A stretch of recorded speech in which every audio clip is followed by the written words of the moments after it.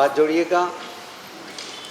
खूब उल्लासपूर्वक, उमंगपूर्वक सभी जीवों के कल्याण के लिए अपने अनंत अनंत भवों से जो अपने कर्म उपार्जन किया है, अशुभ कर्म उपार्जन किया है, उसके क्षय के लिए, उसके निवारण के लिए, आत्मशुद्धि के लिए और सभी जीवों के कल्याण के लिए, उसके अंदर अपना भी कल्याण, इस भावना से अपने को इस पर्युषण पर्व की आराधना करनी है।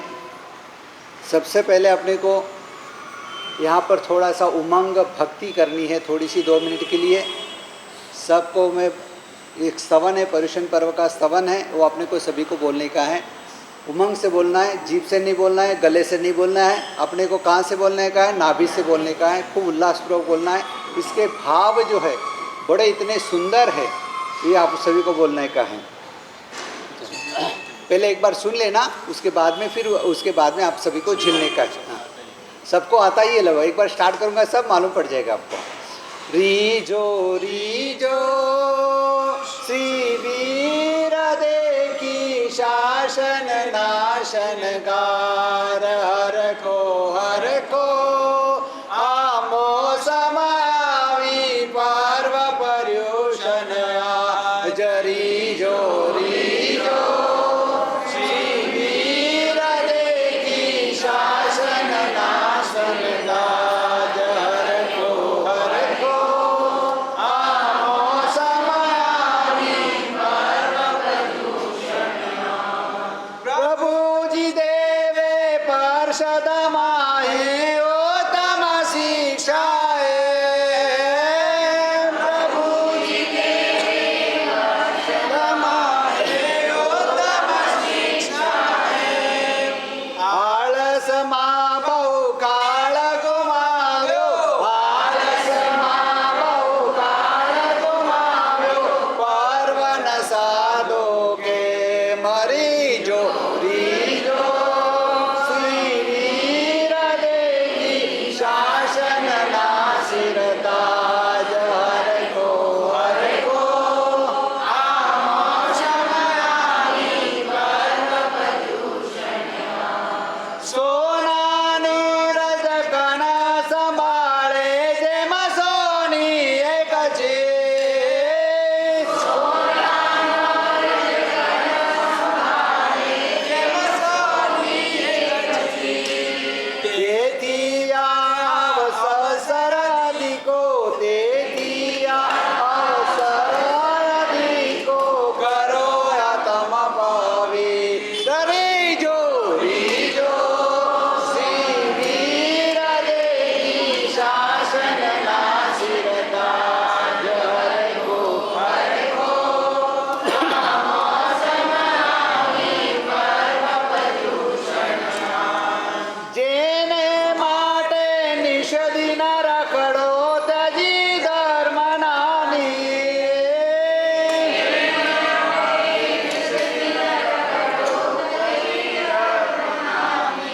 पाप करो तो शिर पर बोझो, पाप करो तो शिर पर बोझो, देखो व्याज बिके मरी जो श्री वीर देखी शासन नासिर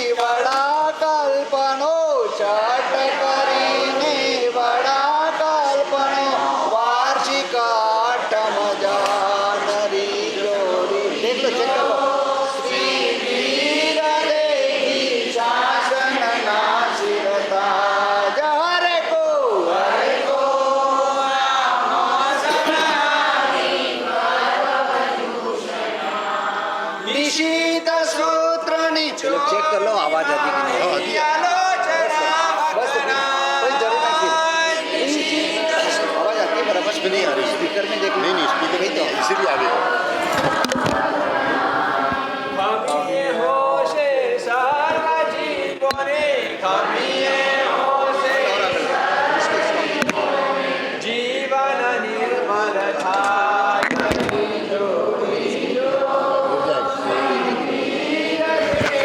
अब इसको ठीक करो, इसको इधर लगा दो। पर्व पजूषण आज श्री विष्णु की जय पूजा अष्ट प्रकार, इसको ऊपर करो।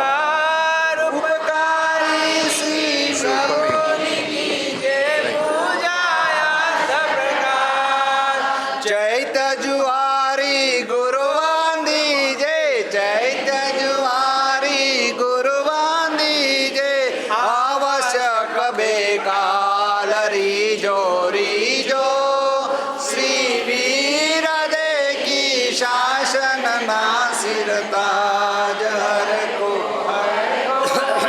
आमो समायावी पर चौसठ बारी पूरी कर दिया जावे कर्म जंजाल, चौसठ बारी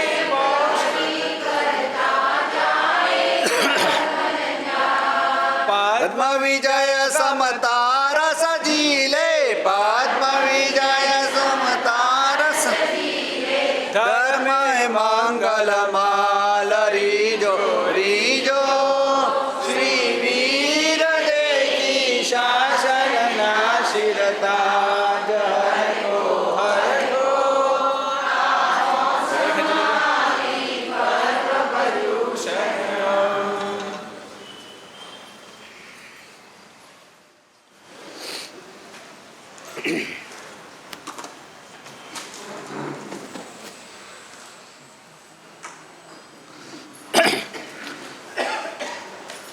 बोलो श्री धर्मनाथ भगवान की, शासन अधिपति श्री महावीर स्वामी भगवान, बोलो श्री जिरावला पार्श्वनाथ भगवान की। आज से मंगल प्रारंभ होने जा रहा है, पर्व पर्युषण पर्व। अपने स्त्री संघ का परम सौभाग्य है, खूब आनंद का विषय है कि अपने को अनंतानुबंधी कषाय, अनंतानुबंधी संसार को समाप्त करने के लिए जो उत्तम घड़ी जो है आने का, बस कुछ क्षण बाकी समझो तो भी चलेगा। अनंत समय की अपेक्षा से एक क्षण बहुत है, कम ही है। बस एक क्षण को अपने को साध लेना है। पूरा साल भर अपने ऐसे यूं ही गंवा दिया, लेकिन अब ये 8 दिन अपने को एक क्षण भी अपने को गंवाने का नहीं है। इसीलिए अपने मन को भावित करने के लिए ये पद्मविजय महाराज जी का स्तवन जो है, रीजो रीजो पर्व पर्युषण, आज अपने भक्ति उल्लासपूर्वक उमंग से अपने अभी भक्ति की। अभी अपने चलते सर्वप्रथम आज पर्युषण पर्व का प्रथम दिन है, और इस प्रथम दिन के अंदर बताया ये पर्युषणा पर्व कलिकाल में जो है, पर्व कलिकाल के अंदर इसको कल्पवृक्ष कहा गया। क्या कहा गया? कल्पवृक्ष कहा गया।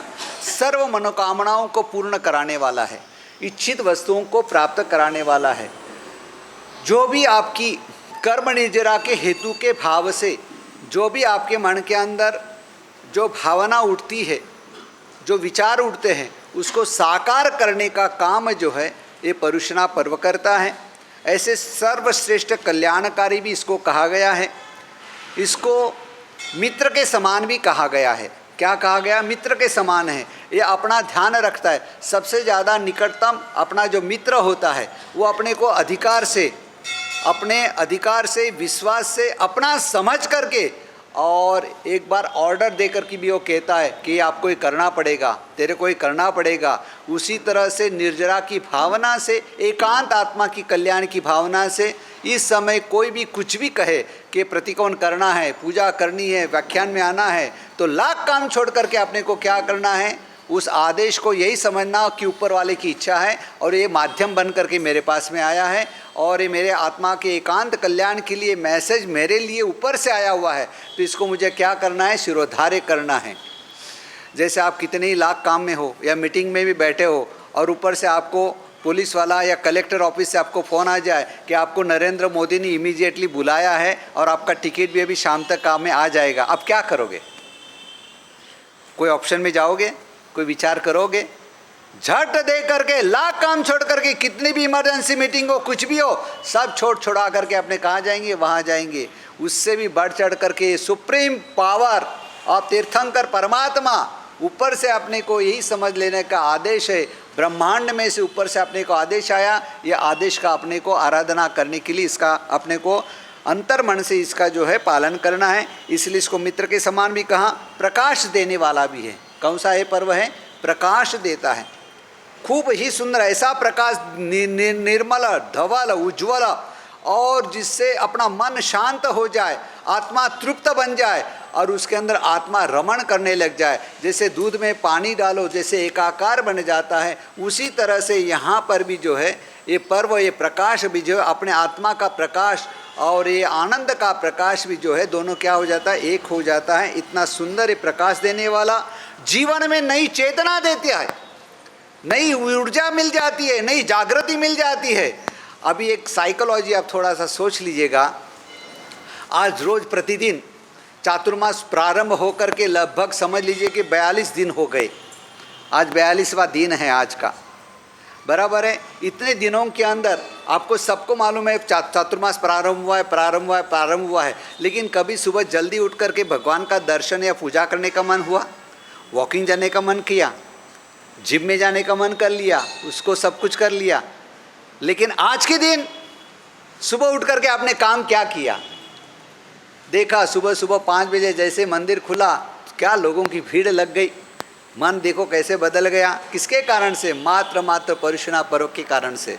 यहाँ मुझे बात ये करनी है, अपने पास समय है, अनुकूलता है, इच्छा भी पड़ी हुई है, अंदर जो है सब पुण्य पड़ा हुआ है आराधना साधना उपासना करने का, मात्र उसको अपने प्रायोरिटी नहीं देते। प्रायोरिटी सारी जिम के अंदर घूमने के लिए, अन्य कामों के लिए, प्रमाद के लिए, आलस के लिए उसके अंदर वो चली जाती है।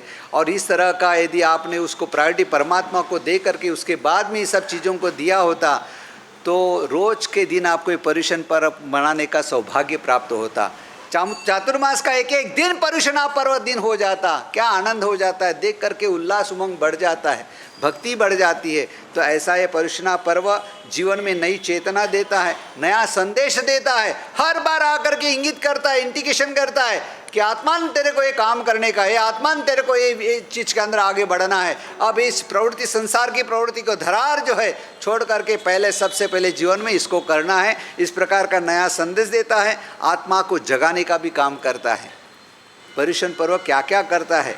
जगाने का काम करता है, आत्मा को सावधान करता है, संसार की खाई की तरफ नहीं जाना है, अपने को दुर्गति तरफ नहीं जाना है, भ्रव भ्रमण संसार के अंदर में नहीं करना है, अपनी आत्मा की जो गति जो है ऊर्ध्व गति होती है, ऊर्ध्व गति की तरफ जाना है। इस तरह से यहाँ पर एक सामान्य शॉर्ट एंड स्वीट के अंदर बताया। तो पर्युषण पर्व कलिकाल में क्या है? कल्पवृक्ष है, सर्व मनोकामना पूर्ण कराने वाला है, सर्वश्रेष्ठ कल्याणकारी है, मित्र के समान भी है, प्रकाश देने वाला भी है, नई चेतना देने वाला भी है, नया संदेश भी देता है। आत्मा को जगाने का और सावधान करने का काम कौन करता है? ये पर्युषणा पर्व करता है। ऐसे पर्व को 28 के पर्व को भी कहा जाता है।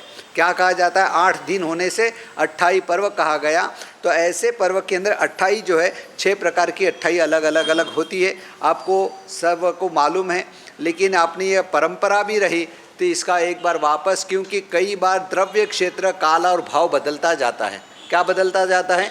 द्रव्य क्षेत्र काल और भाव। वस्तु वही की वही है, कोई नई नहीं है, लेकिन द्रव्य बदल गया, कहने वाले बदल गए। द्रव्य क्षेत्र भी है, लेकिन इसके अंदर भी जो है स्थान बदल गया।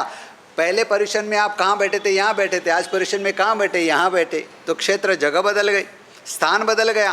द्रव्य क्षेत्र काल, वो जो काल था वो काल अब अभी नहीं रहा, अनंत समय उसके अंदर व्यतीत हो गया। काल, द्रव्य क्षेत्र काल और भाव बदल गया। उस समय की जो आपकी मन की मानसिकता थी, जिसको परिणति कहा गया, मन के परिणाम कहा गया, उस समय की जो विचारधारा थी, जो सोच था, वो सोच अभी इस समय वर्तमान में अलग है। तो इसीलिए ये जो है अपने को शब्द वही है, सार वही है, सिद्धांत भी वही है, लेकिन द्रव्य क्षेत्र काल भाव बदलने से आपकी उम्र भी बदल गई, समय भी बदल गया। शरीर की पुद्गल वर्णा भी जो है प्रतिदिन जो क्षय होती रहती है, वो भी कितना अनंत पुद्गल क्षय हो गए। तो कितना सारा परिवर्तन हो गया, लेकिन आत्मा वही है, सिद्धांत भी वही है। मतलब बस भाव के अंदर, कई बार अपने ड्रेस तो रोज़ का एक पहनते हैं, लेकिन कई बार ड्रेस पहनते समय उसका आनंद कितना मजा आता है, उस समय भाव कैसा अलग ही आ जाता है। बस उसी तरह से ऐसे 6 अट्ठाई बताई गई। सबसे पहले चैत्री की अट्ठाई, चैत्री होली होती है, शाश्वती होली है। फिर दूसरा फागन की अट्ठाई, फागन चौमासी आती है। फिर आषाढ़ शुद्ध 14 के ऊपर की जो अट्ठाई होती है। फिर परुषणा पर्व, अभी जो वर्तमान में विद्यमान, अपने जो वर्तमान में आज से प्रारंभ हो रहा है, वो परुषणा पर्व की अट्ठाई। फिर आसोज की अट्ठाई आएगी, आसोज की होली जो आएगी उसकी अट्ठाई आएगी। फिर कार्तिक 14 की, कार्तिक पूनम की अट्ठाई। यहाँ इस प्रकार से जो है ये 6 अट्ठाई है। 6 अट्ठाई में से 2 अट्ठाई जो है शाश्वत है और 4 जो है अशाश्वत है। यहाँ पर चैत्र की होली की अट्ठाई और आसोज की होली की अट्ठाई, वो दोनों शाश्वत है, उन हमेशा होती रहेगी। बाकी की 4 का है ना कोई ठिकाना नहीं है, मतलब हो भी सकता है, नहीं भी हो सकता है। तो कौन से हो सकते हैं, नहीं हो सकते, तो फागन, आषाढ़, परुषणा और कार्तिक ये जो है अशाश्वत है, मतलब वो कभी हो भी सकता है, कभी नहीं भी हो सकता है। लेकिन प्रथम तीर्थंकर और अंतिम तीर्थंकर, प्रथम तीर्थंकर कौन से हैं? आदिश्वर भगवान, और अंतिम तीर्थंकर महावीर स्वामी, जिनकी निश्रा के अंदर, जिनके शासन के अंदर आज अपने आराधना उपासना कर रहे हैं। तो ऐसे ये तीर्थंकरों के अंदर ये 6 अट्ठाई जो है उसका पूर्ण यथावत पालन होता है और करते आ रहे हैं। जहाँ जहाँ पर जिन शासन है, जहाँ जहाँ पर नौकार गिना जा रहा है, जहाँ जहाँ पर इसकी समझ है, वहाँ पर जो है इसको भाव से, द्रव्य से, भाव से इसका जो है आराधन साधना उपासना हो रही है। चाहे भारत भूमि के बाहर भी क्यों ना हो, लेकिन वहाँ पर भी इसकी आराधना उपासना हो रही है। तो ऐसे ही जो है 6 अट्ठाई का वहाँ पालन होता है। लेकिन बीच के 22 तीर्थंकर जो है उनके अनियमित लेकिन शाश्वत तो 2 सही है। 22 तीर्थंकर जो है आदित्यनाथ भगवंत से लेकर के पार्श्वनाथ भगवंत तक के अंदर जो है ये 4 जो है मात्र जो है ये 4 अट्ठाई जो है जो अनियमित है उसका पालन होता भी है, नहीं भी होता है, क्योंकि उनके मन के परिणामों के ऊपर जो ना परिणामे बंध, तत्वार सूत्र में कहा गया परिणामे बंध, जैसा मन का परिणाम होगा वैसा जो अनुबंध होगा, वैसे कर्म का अनुबंध होता है, शुभाशुभ जो होता है। तो यहाँ पर भी उस काल के अंदर 22 तीर्थंकरों के जो जीव जो है उनके मनोगत जो परिणाम जो है, जब अशुद्ध होता है तब प्रतिक्रमण करते हैं, जब कुछ नहीं होता है तो प्रतिक्रमण भी नहीं करते। लेकिन आज अपनी वैसी मनोदशा नहीं है, इसीलिए वो आगे सब वृत्तस्थ अपने समझेंगे, लेकिन इतना ही अभी इतना समझ करके चलते हैं। तो शासन के अंदर 22 तीर्थंकरों के शासन में चातुर्मासिक और संवत्सरिक प्रतिक्रमण न होने के कारण नियमित 28 नहीं है। कौन सा, मतलब चातुर्मासिक और संवत्सरिक प्रतिक्रमण में उनके लिए कोई बाध्य नहीं है, लेकिन अपने लिए फर्जियात रखा गया है, करना ही है। लेकिन मान लो ऐसे तो श्रावक का कर्तव्य है दोनों टाइम प्रतिक्रमण करने का। कितने टाइम करने का? दोनों टाइम। अपने कितने टाइम करते हैं? कितने टाइम करते हैं नितिन भाई, कितना टाइम करते है कि नहीं है? हिसाब किताब तो बराबर कर लेते, भुरमल जी सा कर लेते ना, फाइनेंस मिनिस्टर हो तो हिसाब किताब तो करना पड़ेगा, वो तो लेखा जोखा तो करना पड़ेगा। लेकिन प्रतिक्रमण की आराधना नहीं होती है। श्रावक का आवश्यक कर्तव्य के अंदर दोनों टाइम बोलते हैं सामायिक 24 तो वंदन परिक्रमण ने प्रतिक्रमण फर्जियात रखा गया है, सबके लिए रखा गया है, तो करना ही चाहिए। नहीं हुआ तो परुषणा पर्व के 17 जो प्रतिक्रमण है वो करने ही चाहिए, ये इस प्रकार से बताया गया। तो ऐसा ये परुषणा पर्व जीवन में 21 बार श्रवण करे। कितनी बार श्रवण करे? 21 बार मात्र सुने तो भी वो आत्मा जो है मोक्ष गति को प्राप्त कर सकती है, मोक्ष को प्राप्त कर सकती है। इस प्रकार से यहाँ पर बताया गया। ऐसे पर्व को जो है यहाँ प्रेरक भी कहा गया, प्रेरणा देने वाला भी कहा गया। अभी सुनते सुनते मन के अंदर भी भावना आएगी, पश्चाताप भी होगा, इतने दिन तक नहीं किया, समझती तो भी नहीं किया, प्रमाद किया, आलस किया, लेकिन अब मुझे प्रमाद नहीं करना है। मन के अंदर एक भावना जागृत हो जाती है, नहीं मुझे अब इसको प्रायोरिटी देना है, और मुझे बस अभी ये परुषणा पर्व के बाद में नियमित जब तक जो है गुरु भगवंत का योग रहेगा तब मुझे प्रतिक्रमण अवश्य करना है, या आराधना साधना उपासना करनी है। ऐसा मन के अंदर एक भाव निर्माण हो जाता है, प्रेरणा मिल जाती है। तो ऐसा ये प्रेरक संस्कृति का प्राण है। ये परुषणा पर्व किसका प्राण है? संस्कृति का प्राण है, मार्गदर्शक है, समस्त पर्वों का सम्राट है, राजा का भी राजा जो है ये कौन है? परुषणा पर्व है।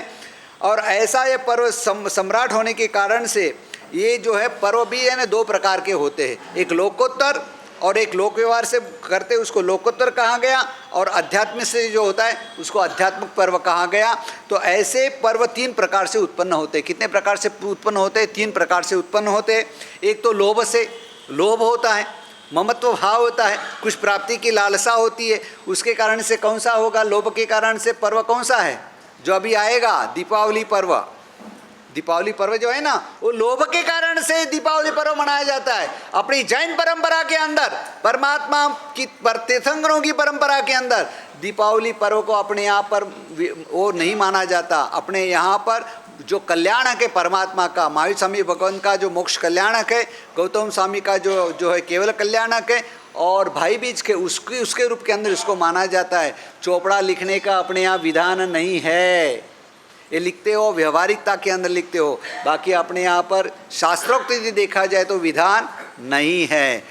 इतना भी कहो, कुछ भी कहो, कोई लिखेगा, कोई लिखे बिना नहीं रहेगा कि लिखेगा। लिखने का तरीका भी मैं बताऊंगा मैं आपको कैसे लिखना। ऊपर क्या क्या आप नाम लिखते हो ना? पहले अनंत लब्धि निदान श्री गौतम स्वामी की रिद्धि हो जो, समृद्धि हो जो, फिर धन्ना शालीभद्र की संपत्ति हो जो लिखते हो ना, उसकी जगह थोड़ा चेंज करना है। करोगे आप चेंज? अभी जो भी कुछ कहूँगा यहाँ से अच्छे के लिए कहूँगा कि खराब के लिए कहूँगा, मुझे बताओ। और जब मैं बोल रहा हूँ सबके सामने, चतुर्विध संघ के सामने बोल रहा हूँ, तो कुछ परमात्मा ने कहा होगा, तब कहा ना अनंत लब्धि निदान श्री गौतम स्वामी जैसा त्याग हो जो लिख देने का। क्या लिख देने का? समर्पण का भाव हो जो। क्या लिखने का? गौतम स्वामी जैसा समर्पण हो। धन्ना शालीभद्र की रिद्धि हो जो लिखते हैं ना, उसी के धन्ना शालीभद्र की जैसा त्याग हो जो लिख देने का। होगा क्या? गड़बड़ हो जाएगी यहाँ पर। हाँ, कंप्यूटर के अंदर फिट करने वाले भी अपने ही हैं। हाँ, ऊपर से कोई टपका नहीं है वहाँ, उसके अंदर करने वाले भी अपने। आप जो करेंगे वो कंप्यूटर बोलेगा, लिखेगा, और पढ़ने भी वही हो सकता है, वो सब हो सकता है। कहने का मतलब जो लोभ से होता है वो दीपावली पर्व है। भय से, भय, डर लगता है, भय लगता है, ऐसा हो जाएगा। मन के अंदर जो भय होता है उसके निमित्त से जो है ना शीतला सप्तमी मनाते हैं ना, शीतला सप्तमी होती है, वो भय के कारण से पर्व निकला हुआ है।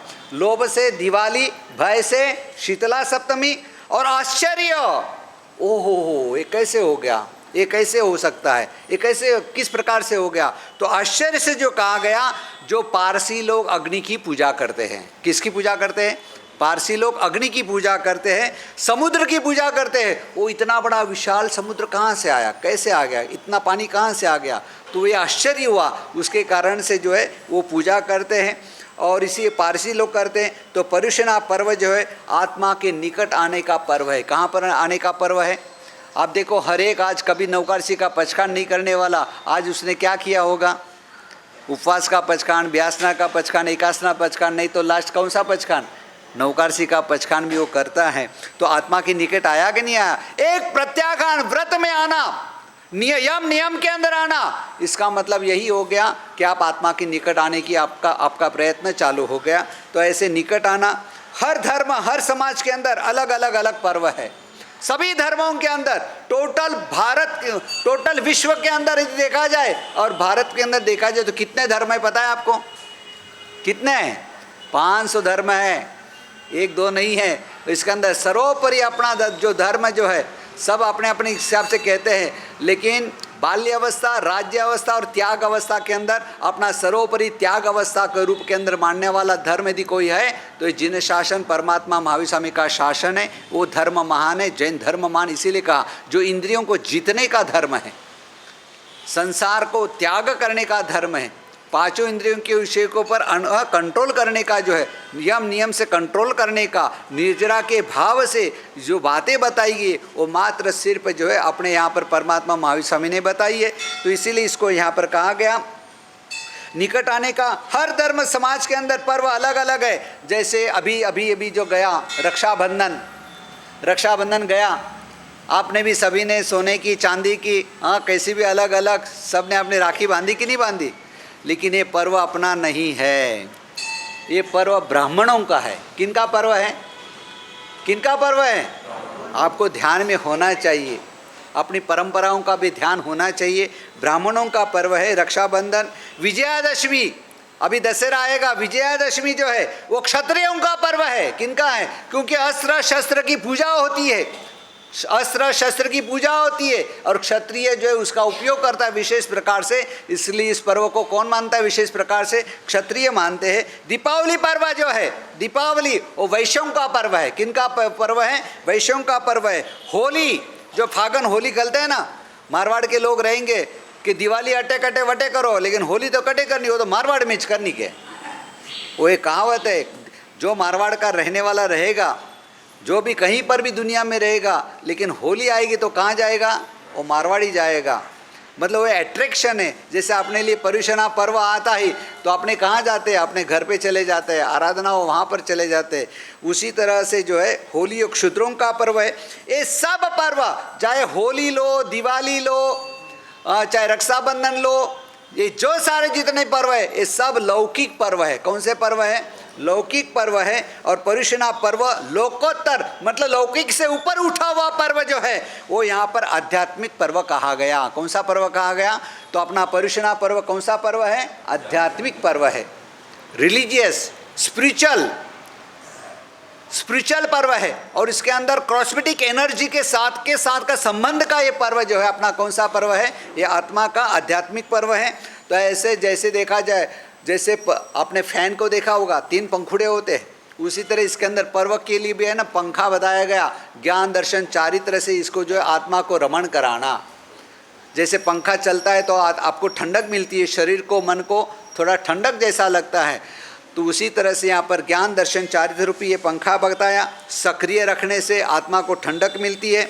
अन्यथा जो है ज्ञान दर्शन चारित्र रूप से पंखे को बताया गया। जैसे ये बैटरी रिचार्ज होती है, मोबाइल की भी बैटरी रिचार्ज करते हो, गाड़ी की भी बैटरी को चार्ज करना पड़ता है, उसी तरह से पर्युषणा पर्व आकर के ये अपने जीवन रूपी बैटरी को जो क्या करता है वो अपने को उसको चार्ज करता है, जिससे जो है गाड़ी नियमित अच्छी तरह से चले। ये पर्व जो है धर्म औषधि के रूप के अंदर भी होता है। धर्म की औषधि अपने को प्राप्त होती है, जिससे टॉनिक मिल जाता है। टॉनिक लेते हो तो उससे अपना शरीर सशक्त बन जाता है, कमजोरी दूर हो जाती है। उसी तरह से आत्मा की भी जो कमजोरी यानी आलस, प्रमाद, जो निष्क्रियता है, उसको सक्रिय बनाने का कार्य जो है ये क्या करता है? पर्युषणा पर्व करता है। ऐसे औषधि कर्तव्यों के द्वारा इस पर्व की आराधना करने का बताया गया। और साथ में ऐसे पर्व जो है वो वापस पर्व 3 प्रकार से बताए गए। एक तो लोकोत्तर, लौकिक और लोकोत्तर देखा, अलग अलग पर्व भी देखे, साथ साथ में अभी पर्व के 3 प्रकार वापस बताए दे। कितने प्रकार है पर्व के? 3 प्रकार हैं। सबसे पहले राष्ट्रीय पर्व। राष्ट्रीय पर्व, राष्ट्रीय पर्व के अंदर आप देखेंगे, दूसरा है सामाजिक पर्व और तीसरा है आध्यात्मिक पर्व।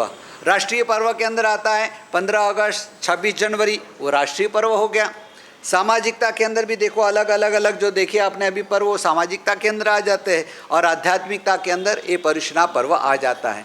मतलब पर्व क्या चीज़ है उसकी मुख्यता मालूम पड़नी चाहिए। इतना इसको क्यों महत्व दिया गया, इसके लिए विशेष प्रकार से क्यों इतना बड़ा आयोजन होता है, इसके लिए ऐसे पर्व के लिए अपने मन के अंदर भाव आने के पीछे कारण क्या है, तो ये इतना सबसे बड़ा ऊपर उठा हुआ पर्व है। तो ऐसे पर्व हर बार आने का कारण क्या है? जैसे डायबिटीज़ की दवा है, रोज़ लेनी पड़ती है, लेना ही पड़ता है। बीपी की दवा रोज़ लेनी ही पड़ती है, वो सब लिए बिना नहीं चलता है। आप करेंगे रोज़ हर बार क्या करना? एक बार मफतलाल शेठ को जो है ना इसी प्रकार के विचार है, हर बार क्यों करना करके, तो मक्खी आके कान नाक के ऊपर बैठ जाती थी, एक बार उड़ाया, फिर दोबारा बैठेगी तो आप क्या करोगे? नाक काट दोगे क्या? बार बार आके बैठती है तो होता है क्या? नहीं होता। जब जब बैठेगी, जितनी बार बैठेगी उतनी बार क्या करना पड़ेगा? आपको उड़ाना ही पड़ेगा, उसको हटाना ही पड़ेगा, कैसे भी करके। रुमाल से हटाओ, इससे कराओ, कुछ भी करो, हाथ करो, कुछ भी करो, उसको डिस्टर्ब करता है। तो उसी तरह से अपने संसार में है, जब तक ये शरीर है, जब तक ये मन है, जब तक 5 इंद्रियों का विषय है, तब तक कर्मों का आगमन आवागमन होता ही रहेगा। तो उसको धोने का काम, निर्मल करने का काम, स्वच्छ करने का काम, हाँ, इसकी पवित्रता को बना के रखने का काम कौन करता है? ये आराधना, साधना, उपासना, ये पर्युषणा पर्व करता है। इसलिए निरंतर जो है क्या करते रहना चाहिए?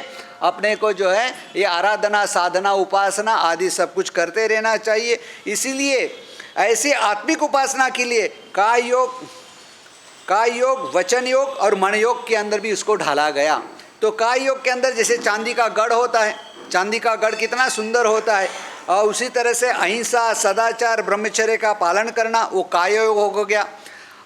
काय से, शरीर से जो है अपने अहिंसा का पालन कर सकते, सदाचार का पालन कर सकते, ब्रह्मचर्य का पालन कर सकते। वचन योग के द्वारा आत्मा को परमात्मा के जैसे बनाने के लिए वचन के अंदर कभी हिंसा नहीं होनी चाहिए, अप्रीति का भाव नहीं आना चाहिए, कभी इसके अंदर दुखंचा का शब्द नहीं आने चाहिए। जैसे आपने पर्युषण पर्व के पूर्व के व्याख्यानों के अंदर भाषा का प्रयोग के माध्यम से देखा, भाषा कैसी बोलनी चाहिए, किस प्रकार से बोलनी चाहिए, उसके बारे में भी देखा। तो उसी तरह से वचन में भी हिंसा ना हो, इसको मारो, काटो, इसको ख़त्म कर दो, ऐसे शब्द नहीं होने चाहिए। माताएं बहनें भी जो घर के अंदर, रसोई के अंदर देखना, ये समार दो, सब्जी आदि समारना हो तो समारो या सुधार दो, ये शब्द करते। काट दो, काटो, ऐसा कभी प्रयोग नहीं करते। काटो वो भी हिंसा हो जाती है। इसी प्रकार से फिर तीसरा आता है सुवर्णगढ़। सुवर्णगढ़ के अंदर जो है मन योग, रत्नगढ़, अप्पा सो परमाप्पा की तरह से होता है। हिंसा से संसार, संसार से जन्म होता है। श्रम भी 2 प्रकार का होता है। श्रम कितने प्रकार का होता है? 2 प्रकार का होता है। एक साधना का श्रम और एक दूसरा संसार का श्रम। अपने सबसे ज़्यादा श्रम कौन सा करते हैं? संसार का श्रम ज़्यादा करते हैं। साधना का श्रम कितना होता है? सामान्य, एकदम जरा सा। मैंने आपको बीच में भी समझाया था, शरीर, पैसा और आत्मा तीनों का वैल्यूएशन कितना, तीनों को 24 घंटा डिवाइडेड कर दो, एक एक को कितना घंटा आता है? 8-8 घंटा। तो अपने शरीर को कितना देते? 8 घंटा देते हैं। और शरीर, संसार को कितना देते? पैसे को कितना देते? पैसा मतलब संसार आ गया, सब कुछ आ गया, उसको कितना देते? और आत्मा को 8 घंटे में से कितना घंटा देते हैं? कितना घंटा देते हैं? मुश्किल से, बड़े मुश्किल से आपने 1-8 घंटा भी जाता होगा। कई लोगों का 10 मिनट तो बहुत हो गया, महाराज जी बहुत हो गया, दर्शन कर लिया, एक आध स्तुति बोल लिया, कितना करना, अभी मेरे को बहुत काम है, बहुत मीटिंगों में जाने का है, बहुत जगह पर, सब जगह अपडेट भी लेना है। होता है कि नहीं होता है?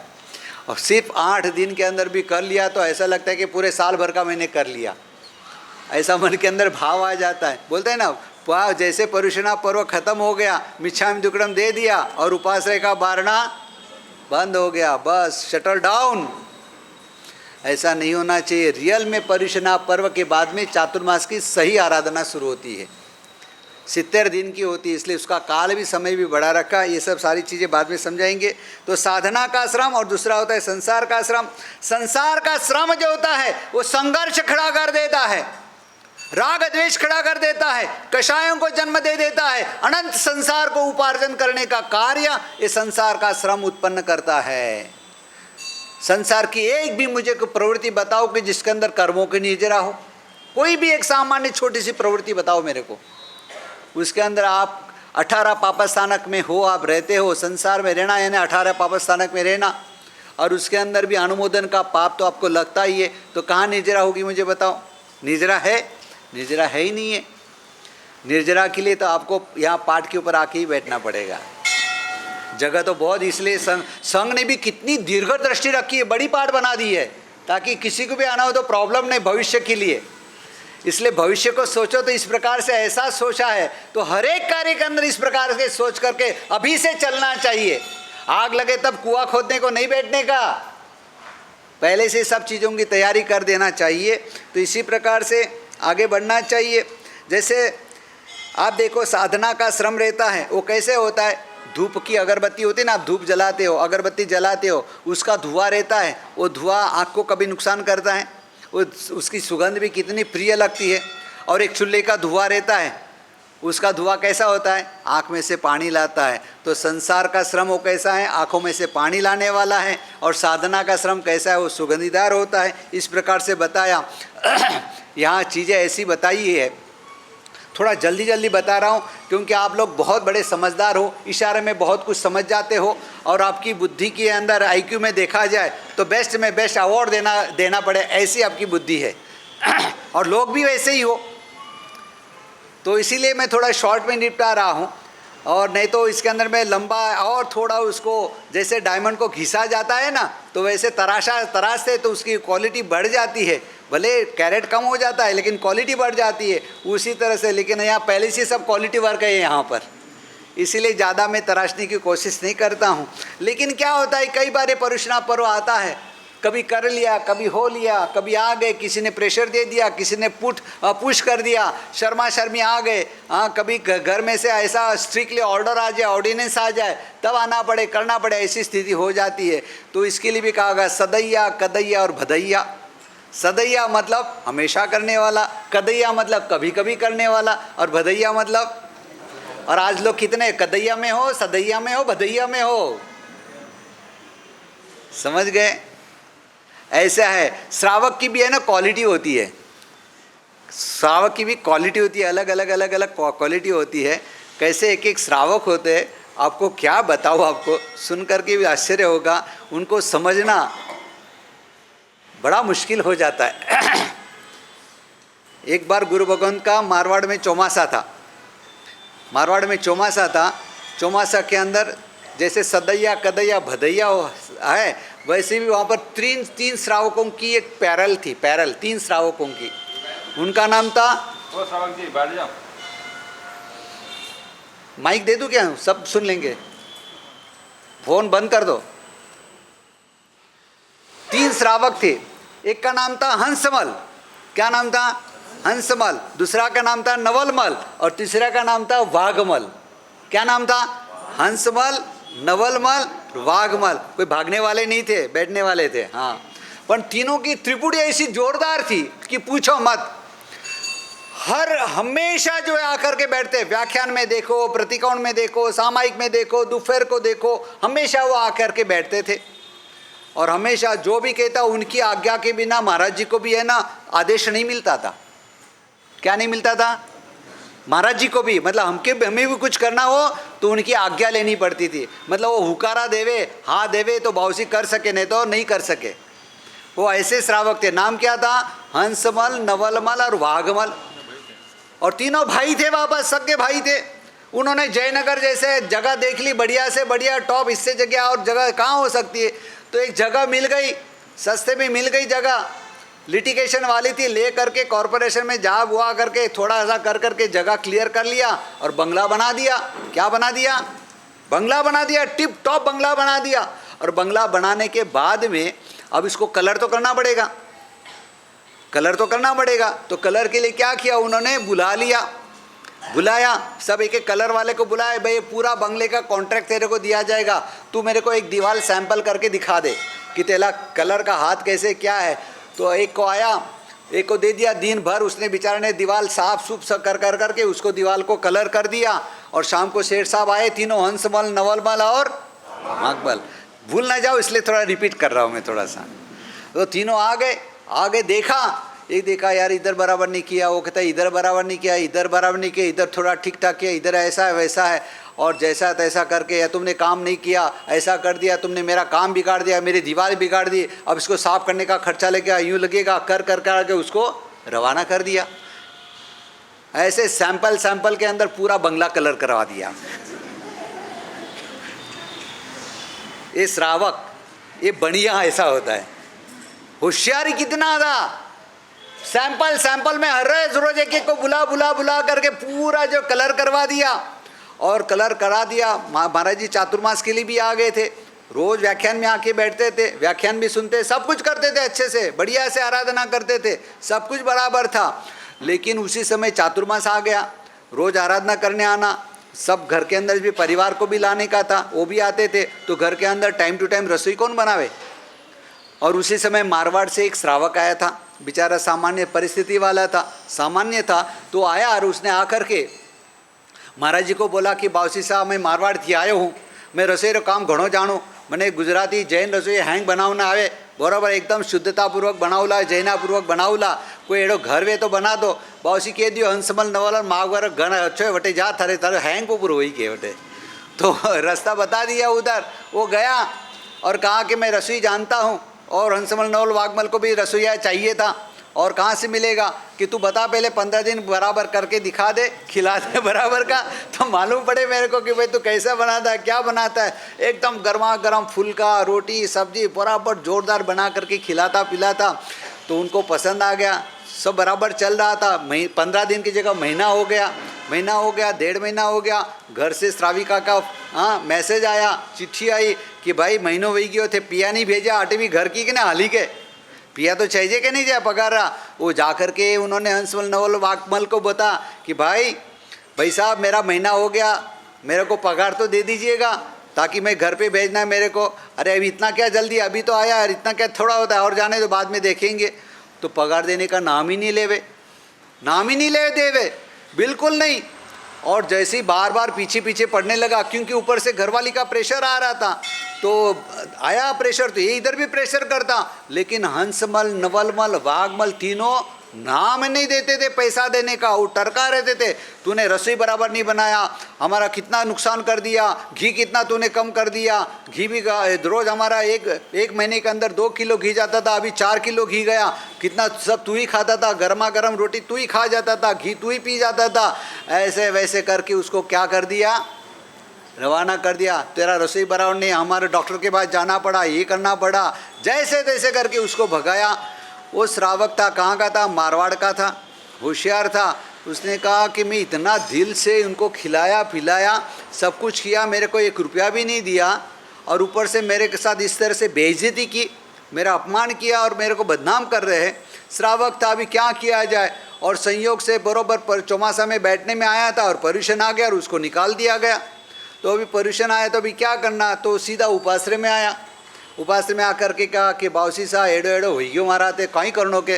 अरे भाई साहब मैं के कहने वास्ते जाओ तो मारू भी उत्थापन वे जाई ला के, इसलिए मैं कुछ नहीं बोल सकूँ के एड़ी स्थिति है। तो बावसी कोई को नहीं के, तो मैं पर्यूषण तो अटे करने जाऊँ, वे आयो इतना दूर थी तो अबे कहीं करना, इतना खाली करन दो।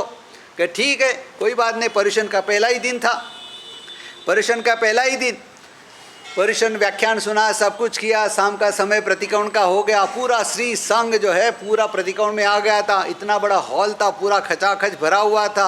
और ये तीनों मूर्ति, त्रिमूर्ति हंसमल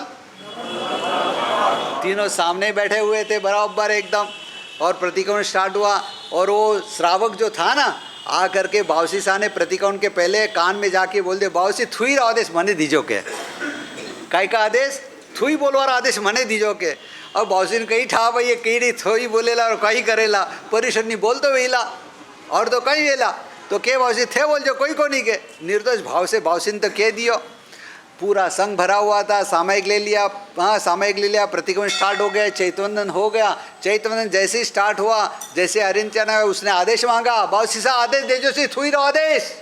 बावसी कहा बोल जो प्रकाश हो, तो वो के तहती दे के जैसे इधर ठापाणम वो सिरामी सब कौशक में था, कौशक में थे। और कौशक उसने पारा, सब पूरे कौशक में, पूरा प्रतिक्रमण के अंदर श्रावक लोग सारे कौशक में बैठे हुए थे।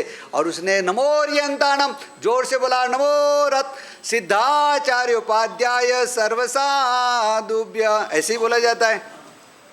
उसने स्तुति स्टार्ट की, अच्छी तरह से ध्यान से सुनना।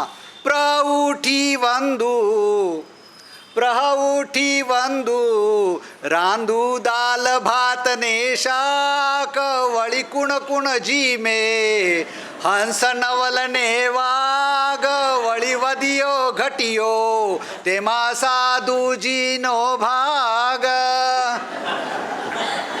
पहली स्तुति के अंदर ये सारा पोत प्रकाश दिया। समझ में आई थी कि रिपीट करूं? ऐसी आराधना। तुरंत पीछे ही अंसरामल नवलमल वाघमल के पीछे मुनिम बैठा हुआ था। वाघमल ने कान में कहा कि भाई दूजी तुझी में और हमारा पोत प्रकाश देगा, इधर पूरा संघ बैठा हुआ है, झटपट जाओ, मैंने जो देवना पिया डबल दीजिए, कोई भी कर जाए अटदी रवाना करे थूके ओके होना प्रतिक्रमण हो गयो, पूरा सफल हो गयो, ले लिया पिया, डबल पिया मिल गया और निकल गया।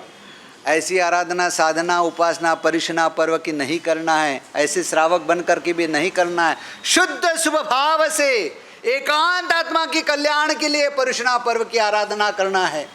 कई लोग आते हैं शाम को प्रतिक्रमण में आएंगे, टेका लेने को चाहिए, गर्मी लगे तो है मुँहपत्ती हैंड फैन हो जाती है।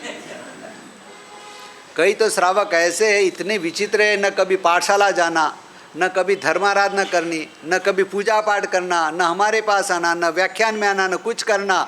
और आज के कॉलेज के लड़के होते कैसे विचित्र होते हैं, कैसी कैसी बातें करते हैं। आ करके कहेंगे महाराज जी ये पर्युषणा पर्व आएगा, इसके अंदर हमने भी किया। वो प्रतीकोण के अंदर बोलते हैं 1 लोग स्नेह हो तो 4 नौकार, 4 लोग स्नेह हो तो 16 नौकार, 14 का प्रतीकोण आता है तो उसमें बोलते हैं 12 लोग स्नेह आवे तो 48 नौकार। फिर बाद में अभी संवत्सरी का प्रतीकोण आया तो उसके अंदर कितना लोगस का बड़ा कौशक आता है, 40 लोगस का कौशक ऊपर 1 नौकार, नहीं तो 180 नौकार गिनने का। ये सब कितना बड़ा टाइम वेस्ट हो जाता है, एनर्जी वेस्ट हो जाती है। क्यों ना उसके अंदर अपने, आज का ज़माना शॉर्टकट का है, आज का ज़माना इजी गोइंग का है, क्यों ना इसके अंदर थोड़ा मॉडिफिकेशन कर दिया जाए, अच्छा रहेगा करके। तो क्या करना, गुरु माँ पूछा तो क्या करना चाहिए, तुम्हारे सुझाव क्या है, कैसी बुद्धि है, देखो उस बुद्धि को धन्यवाद दो। ऐसे ऐसी बुद्धि देंगे तो जिन शासन कैसे चलेगा। उसने कहा महाराज जी 1 लोगों से गिन लिया, 1 लोगों से गिन करके आप 40 बार डीटो डीटो डीटो डीटो बोल दो, हो गया काम पूरा।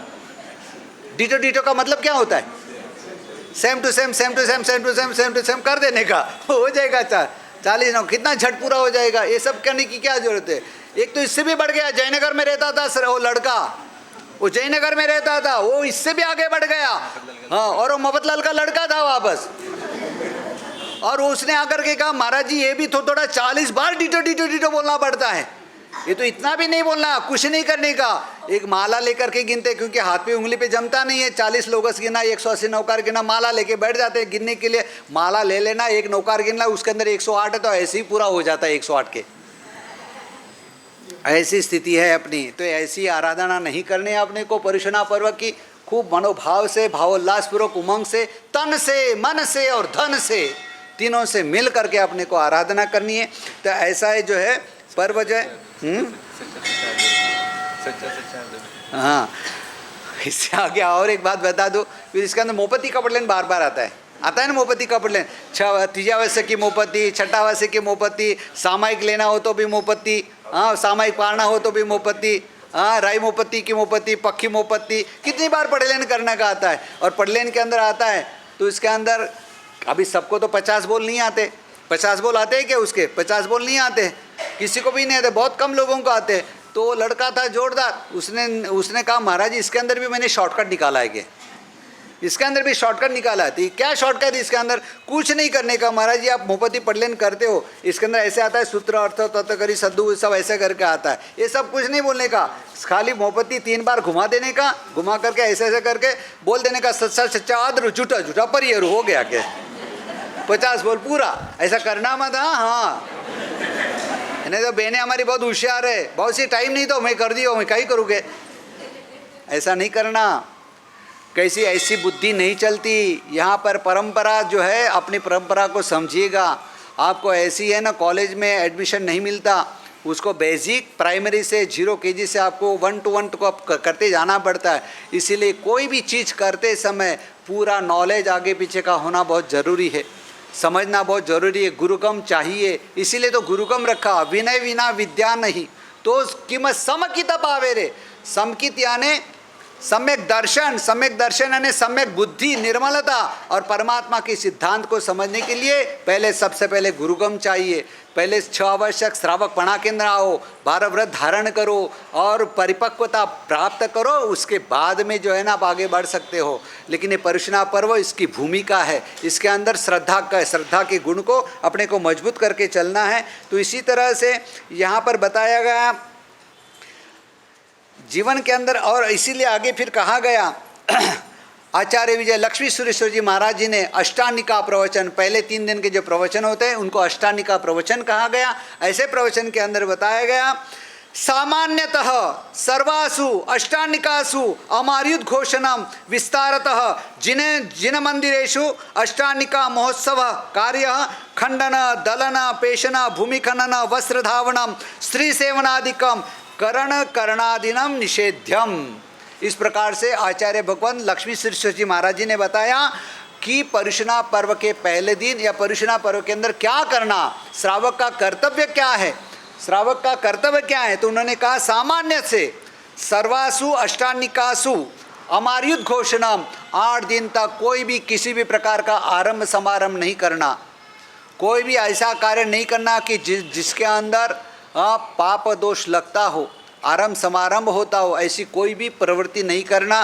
साथ साथ में बताया अष्टानिकासु, अष्टानिका मतलब अष्टानिका महोत्सव करना, सज धज करके, जैसे अपने घर के अंदर सामाजिक कार्यक्रम होता है उसके अंदर अपने घर को सबको सजाते धजाते हैं, उसी प्रकार से ये सारे कार्य करना। हमारी उद्घोषणाम मतलब यहाँ पर अहिंसा का पूर्ण पालन करना, हमारी पढ़ाव वगाना, विस्तार से जिन मंदिर सो, जिन मंदिर के अंदर विशेष प्रकार से उसको सजाना धजाना, अंगी आदि करना, भक्ति रोशनी करना, परमात्मा की भक्ति करना, जिन पूजा अर्चन करना, गुरुजनों की पूजा करना, विशेष जिन मंदिर सो अष्टानिका महोत्सव कार्य, खंडन दलन पेशना, खांडना नहीं, कुछ खांडना नहीं, दलन मतलब दलना नहीं, पेशन मतलब पोषण नहीं करना कोई इस प्रकार से, भूमि खनन, भूमि खनन भी आदि नहीं करना, वस्त्र धावनम वस्त्र आदि भी नहीं धोना, स्त्री सेवनादि का ब्रह्मचर्य का पूर्ण पालन करना, करणम करणादीनम निषेधम, करना नहीं कराना भी नहीं और उसकी अनुमोदना भी नहीं करना। इस प्रकार से यहाँ पर अष्टानिका प्रवचन के प्रारंभ के अंदर आचार्य भगवान विजय लक्ष्मी सुरेश्वर जी महाराज जी ने अपने को इस प्रकार से बताया। अभी सर्वप्रथम यहाँ पर 5 कर्तव्य पहले दिन आते हैं। 5 कर्तव्य के अंदर से सबसे पहले आता है हमारी प्रवर्तनम। कौन सा पर्व कौन सा आता है? अपना श्रावक के कर्तव्य के अंदर 5 कर्तव्य के अंदर सबसे पहले आता है हमारी प्रवर्तन। पेपर नहीं है ना, 2 दिन बाद में आएगा। अच्छा ठीक है। अहिंसा, जीवों को अभयदान देना। अहिंसा जो है जीवों को मतलब अभयदान देना। हीर सुरेश्वर जी महाराजा के को जो है विशेष प्रकार से आज के दिन विशेष प्रकार से इनको याद किया जाता है। जहाँ जहाँ पर गुरु भगवंत आज रहेंगे, चाहे साधु जी रहेंगे, साध्वी जी रहेंगे, आचार्य भगवंत रहेंगे, पदस्थ रहेंगे, कोई भी रहेंगे, मुनि भगवंत से लेकर के पदस्थ आदि गच्छाधिपति तक रहेंगे, गीतार भगवंत रहेंगे, आज हीर सुरेश्वर जी महाराज जी को विशेष प्रकार से याद करते हैं। उन्होंने ऐसी शासन की प्रभावना की, ऐसी हमारी उद्घोषणम की प्रभावना की, आज तक न भवम न एवं भुवम न एवं भविष्यम, न कभी ऐसा हुआ है न अभी तक भी नहीं हुआ। ऐसी इतनी बड़ी गजब की और वो भी मुग़ल सम्राट मुसलमानों के शासन के अंदर, मुग़ल काल के अंदर, और अकबर प्रतिबोधक हीर सुरेश्वर जी महाराजा के समय के अंदर होना मतलब बहुत बड़ी बात है, गजब की बात है। तो ऐसे हीर सुरेश्वर जी महाराज जी का अकबर सम्राट के साथ के संबंध संदर्भ जो है यहाँ पर बताया गया। हीर सुरेश्वर जी महाराज जी का जन्म जो है 1583 के अंदर मकसरवदी नौम के दिन हुआ।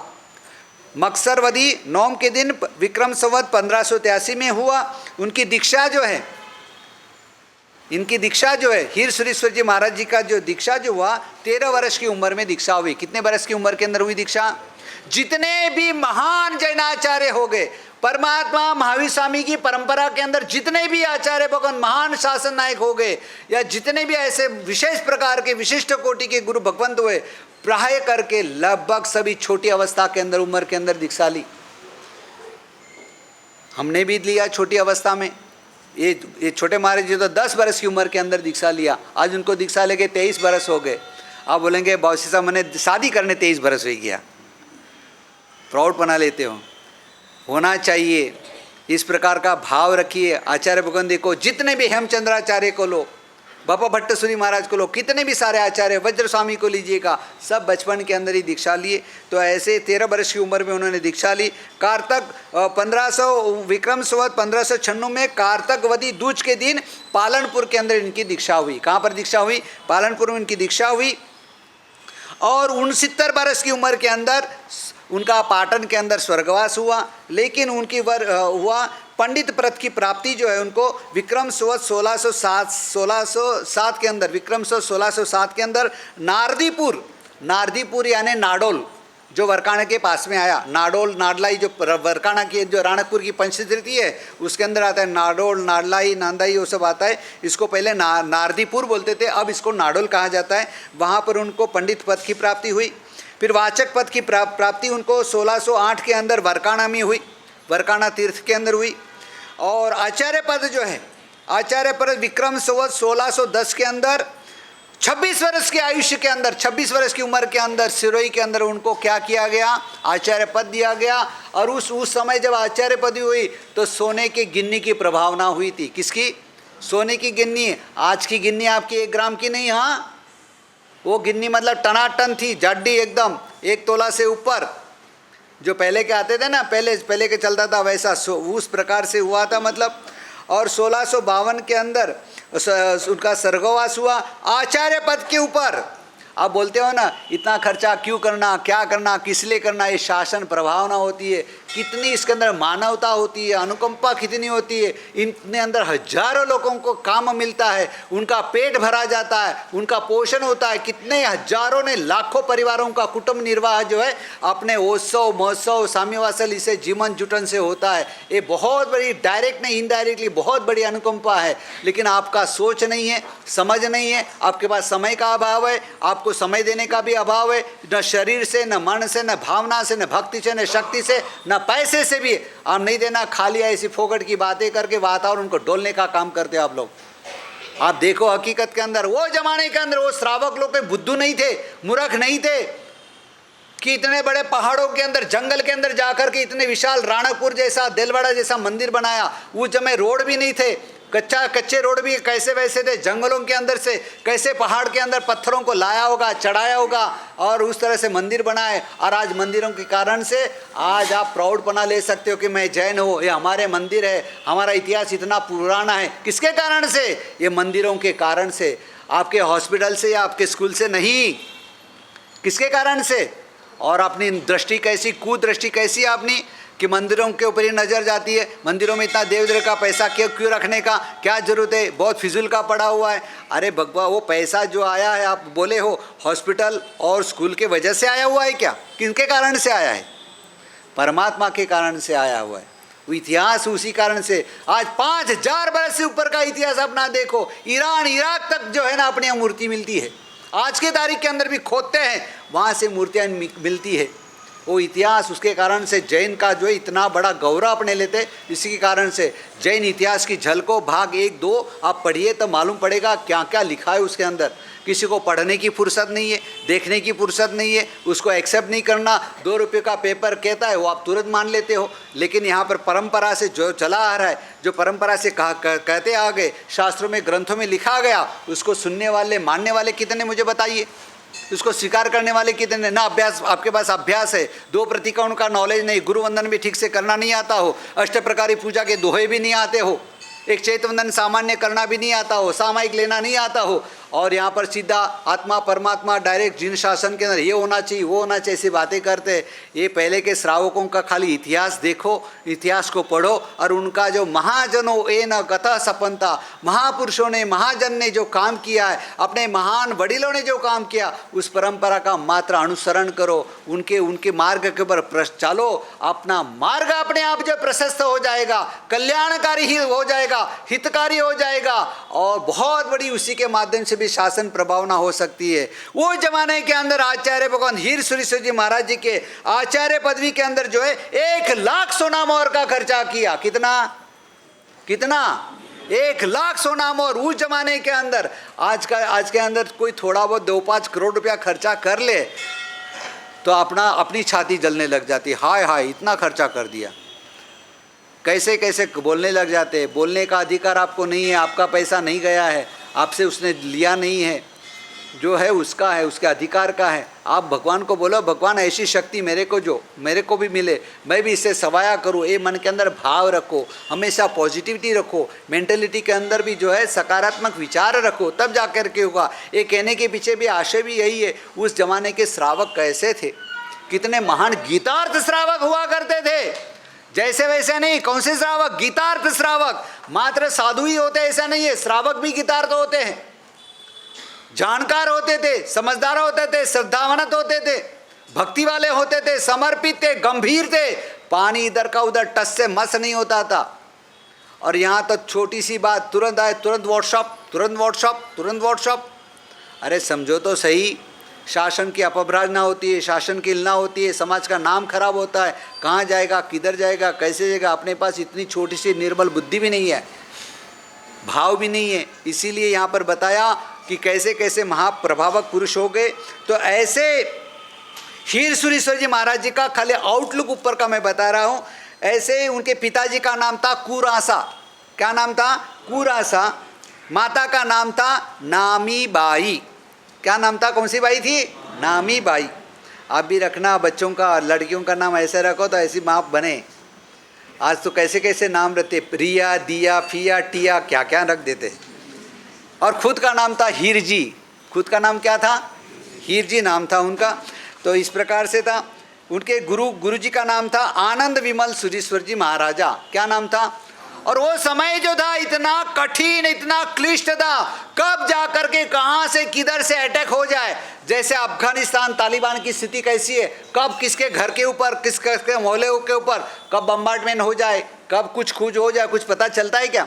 आप रास्ते चलते और कब कहाँ से गोली आ जाए मालूम पड़े क्या? ऐसी स्थिति उस समय अपने भारत के अंदर भी थी। मुगलों का साम्राज्य था, शासन था, अलग अलग गांव के सब जमींदार थे और सब राजा थे, छोटे छोटे राजा थे। कब जा करके वो लड़ाई करे, कब जाके कुछ करे, कुछ भी नहीं कह सकते थे। और उस समय भी उस जमाने के अंदर भी एक एक श्रावक के घर के अंदर 1,000 के गायों का गोकुल था। कितने गाय थी? 1,000 गायों का गोकुल था। और आपने आज कहेंगे कि कितनी बड़ी विराधना करते होंगे, अपने से 1-2 बच्चे भी नहीं संभाले जाते। और वो लोग क्या कितने गौवे संभालते थे? एक एक श्रावक के घर के अंदर 1,000 गौओं का गोकुल था। कैसे संभालते होंगे सोच लीजिए। आपने कोई पांजरा बोल भी संभालना हो तो मुश्किल हो जाता है, एक संघ को भी संभालना हो तो मुश्किल हो जाता है, संघ के 2-5 साधर्मिकों को तो उनका भी भरण पोषण करना हो तो भी अपने को मुश्किल हो जाता है। 2-4 परिवार के अंदर मूर्ति भी बढ़ जाए तो बहुत परिवार बढ़ गया, कैसे संभालना। अब इतना बड़ा एम्पायर जो आपका बिजनेस का होता है, इतना बड़ा 400 500 कस्टमर को आप संभालते, उसमें कोई प्रॉब्लम आता है क्या? आपको खाने को 2 रोटी चाहिए, मिल जाता है तो भी लालसा भूख मिटती है क्या? सब अपने को है ना संघ के अंदर, समाज के अंदर यही सब अपने को देखने को मिलता है। संघ का उदय, समाज का उत्कर्ष अपने देख ही नहीं पाते। कितना बड़ा पुण्यानुबंधी पुण्य का कारण बनता है ये सब चीज़ें। इसीलिए इतिहास को यहाँ पर कहा जा रहा है। ऐसे आचार्य गुरु थे आनंद विमल सुरेश्वर जी महाराज। उनके 108 शिष्य थे। कितने शिष्य थे? 108 शिष्य थे। 2500 साधुओं के नायक थे उस जमाने के अंदर। कोई अलग अलग मतांतर नहीं था, भले मान्यता कुछ भी हो, परंपरा कोई भी हो, लेकिन सर्वोपरि राजा एक ही, मात्र 1 in 1 जो कहते हैं वो आचार्य हीर सुरेश्वर जी महाराज जी का नेतृत्व था। कोई भी कच्छ हो, कोई भी संप्रदाय हो, वहाँ पर कोई भी विमलसुरी के हो, कर्तरगज के हो, कोई भी हो, लेकिन सब यहाँ पर आज्ञा किसकी चलती थी? मात्र हीर सुरेश्वर जी महाराज जी की। 2500 साधु थे, 3000 साध्वी जी थी, 150 पन्यास थे, 7 उपाध्याय उनकी आज्ञा में थे। शासन प्रभावना देखो, ऐसे क्लिष्ट कठिन समय के अंदर भी जो है, ऐसे कटौगड़ी के समय के अंदर, ऐसे भय वाले वातावरण के अंदर भी जो है उन्होंने शासन प्रभावना के अंदर उन्होंने जरा भी कसर नहीं छोड़ी। न उस जमाने के अंदर जो भी श्रावक थे गुरु भगवान के साथ में थे, उनकी वचन को सिरोधार्य करके चलते थे। वहाँ कभी उन्होंने गुरु के सामने ड्राइवर बनने की कोशिश नहीं की, कभी अपनी बुद्धि का प्रयोग नहीं किया। बस गुरु भगवान ने कहा जिनाज्ञा तहती, गुरु भगवान ने कहा तहती आणाय धम्मो, ये भाव लेकर के चलते थे। ऐसे श्रावक वर्ग भी था। तो वैसे समय के अंदर 50 अंजन सलाखा की उन्होंने। कितनी अंजन सलाखा की? 50। और उसके अंदर 500 प्रतिष्ठाएं की। कितनी प्रतिष्ठा की? उस जमाने के अंदर 500 प्रतिष्ठा की। और 1546 संघ निकाले। कितने संघ निकाले? 1546 उस जमाने के अंदर संघ निकाले। क्या व्यवस्था की होगी? न मोबाइल का जमाना, न ट्रेन का, न मेट्रो का, न प्लेन का, न फ्लाइट का, न किसी का, न गाड़ी थी, न कुछ था, न BMW थी, न ओडी थी, न स्क्वाडा थी, न नैनो थी। तो अभी देखो कैसी व्यवस्था होती थी। और आज सब कुछ होने के बाद भी जो है अपने पास में तकलीफ। कंपेरिजन करिएगा थोड़ा सा। आज आप पहली बार है, आपको सबको अनुमोदना और धन्यवाद भी देता हूँ, लेकिन साथ में समझा भी रहा हूँ कि वो ज़माने में अपने श्रावकों ने कैसी व्यवस्था की होगी। और आज अपने को थोड़ा समय का भोग देना हो, उपाश्रम में आना हो, तो अपने पैर झुसते हैं, पैर में लकवा मार जाता है। और होटल में जाना हो, रिसेप्शन में जाना हो, कोई किसी क्लब में जाना हो, हुक्का बार में जाना हो, तो वहाँ पर पैर घोड़े की तरह से दौड़ते हैं। उसके लिए टाइम मिल जाता है कि नहीं? स्थिति आप देख लो, है कि नहीं? परिस्थिति होती है कि नहीं होती? और आप देखो यहाँ पर कैसी परिस्थिति है। यही सब चीज़ें हैं। तो यहाँ पर आगे बताया 1546 संघ निकाले। और इतना सब कुछ करते करते कि उनके जीवन की बात करें, स्वयं की निज की बात करें, तो उसके अंदर उन्होंने तपस्या में भी उन्होंने कमी नहीं रखी। कितने सारे लोग हैं, मैं देखना चाहता हूँ यहाँ पर कि आज उपवास का पचखान लिया, आठे की भावना रखते, मुझे बताओ। हम नहीं बोलते, ये महापुरुषों को देख करके मन होता है कि चलो अपने सब संघ के अंदर, सब एक एक घर के अंदर 28 हो, कम से कम इतना तो हो। पूरा दिन 360 दिन अपने खाते पीते रहते, कम से कम महापुरुषों के पीछे पीछे आपने इतना तो करे। तो इन्होंने अपने जीवन में 300 अठम किए। कितने अठम किए? 300 मतलब तेला, 3 उपवास कितनी बार किया? 300 बार किया। 225 छठ किए, 225 छठ किए। 6000 उपवास छुटक छुटक छुटक किए। कितने उपवास किए? 6000 छुटक छुटक उपवास किए। 2000 अम्बिल किया। कितना अम्बिल? 2000। 2000 निवी, निवी अलग होता है, थोड़ा सा फेरफार होता है। अम्बिल की निवी अलग होती है और एकासना की निवी भी अलग होती है। और अकबर के परिचय में आने के बाद में, अकबर के परिचय में आने का निमित्त बना तो चंपा श्राविका। इसलिए माताओं को हाथ जोड़ करके धन्यवाद देता हूँ आपकी आराधना साधना उपासना को। कभी कभी बोलता हूँ तो मन दुखता है, लेकिन आप तीर्थंकर की, गणधर की और आप पूरे संस्कारों की माँ जननी हो, इसलिए मैं आपको लाख लाख धन्यवाद देता हूँ और अनुमोदना भी करता हूँ। भले डांटता हूँगा, मैं आपका लड़का हूँ इसलिए बोलता हूँ, आपके कल्याण के लिए बोलता हूँ और मेरा अधिकार है। और आप सुनते हो इसके लिए भी आपको मैं खूब खूब आज सबके सामने मैं धन्यवाद भी देता हूँ। बराबर है ना? अभी सब बहुत बड़े अपने को शासन के काम करना है, उसके अंदर आपका मेरे को सपोर्ट चाहिए। मिलेगा कि नहीं मिलेगा? नहीं तो हाथ ऊंचा करके बोलो ना थोड़ा सा, है कि नहीं? बस एक ही हाथ ऊंचा हुआ। सपोर्ट नहीं करोगे मेरे को संघ के लिए, शासन के लिए, समाज के लिए? नहीं, हाँ के ना? पक्का? देखता हूँ अभी जल्दी निकट अभी आएगा, 1-2 दिन के अंदर ही आएगा अभी। तो ऐसे चंपा श्राविका बन करके अपने को शासन की प्रभाव के अंदर जो है ना अपने को आगे बढ़ना है। यही चंपा श्राविका कहाँ बैठी थी? दिल्ली के अंदर बैठी थी। और गुरु भगवान कहाँ थे? खंबात के अंदर बैठे हुए थे। और उस समय जो है, जैसे आपने यहाँ पर बोलते हैं ना, इतना बड़ा जुलूस निकालने की क्या ज़रूरत है, इतना बड़ा बैंड बाजा बजाने की क्या ज़रूरत है, इतना बड़ा सब कुछ करने की, तामझाम करने की क्या ज़रूरत है? आडंबर लगता है। क्या लगता है? आडंबर। आपके शादी के अंदर सबको 5-5, 10-10 मिठाई खिलाई, वो आडंबर नहीं लगता है? लाइट रोशनिंग हुआ, आपका एक एक पानेतर की साड़ी 1-1 लाख रुपए की चढ़ाई, वो एक ही दिन लगती है और वो खर्चा आडंबर नहीं लगता है आपको? आपका खुद का सूट जोधपुर जाकर के सिला करके लाए 25,000 में, और अब तो सबका फैशन चला है कलकत्ता जाने का, और सब इधर ही मिलता है। क्योंकि हमारा कलकत्ता जो चौमासा हुआ, कई बार हमने सो भाव में बेंगलोर किया है, मैं दुकान वास्ते आया अटल लाभ दो कि नहीं भाव से होटल में ठहरा। क्यों?